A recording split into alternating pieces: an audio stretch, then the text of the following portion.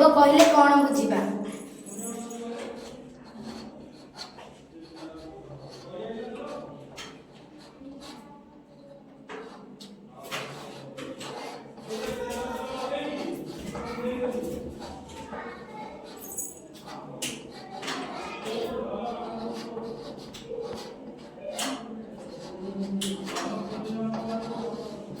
ତିନି ଦେବ କହିଲେ ବ୍ରହ୍ମା ବିଷ୍ଣୁ ମହେଶ୍ୱରଙ୍କୁ ବୁଝାଏ।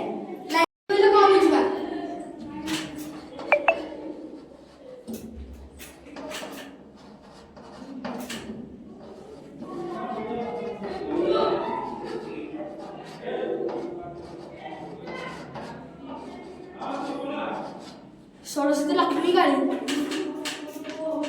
ତିନି ଲୋକ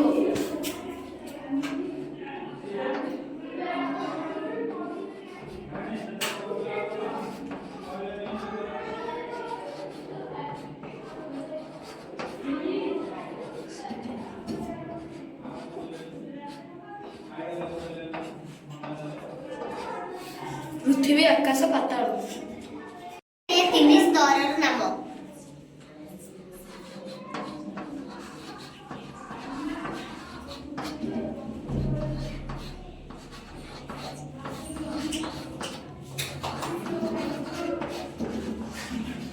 ଆରମ୍ଭ ମଧ୍ୟମ ଶେଷ। ତିନି ପର୍ଯ୍ୟାୟର ଅର୍ଥ।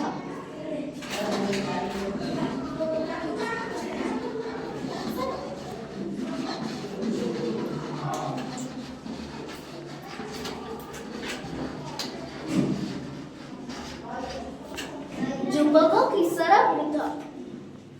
ଜାଣିବା ତିନି ଲୋଚନ।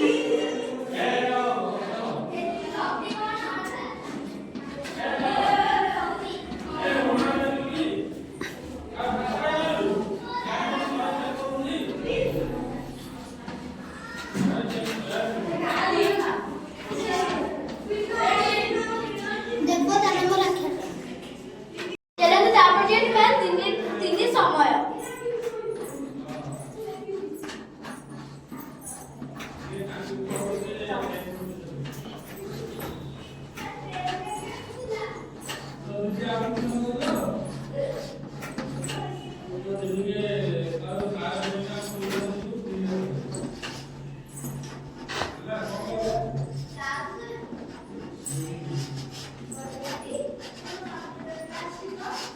ଅତୀତ ଭବିଷ୍ୟତ ବର୍ତ୍ତମାନ। ତିନି ସନ୍ଧ୍ୟା।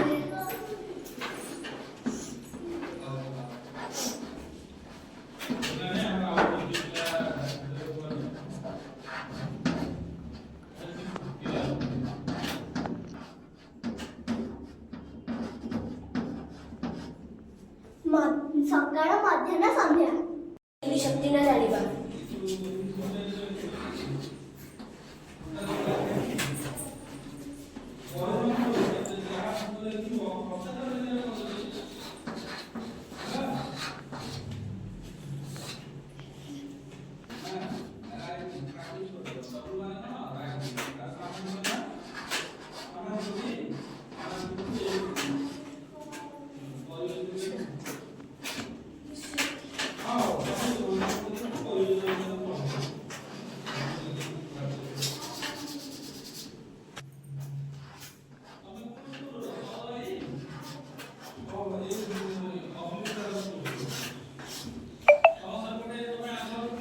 ଇଚ୍ଛା ଶକ୍ତି, କାର୍ଯ୍ୟ ଶକ୍ତି, ଜ୍ଞାନ ଶକ୍ତି।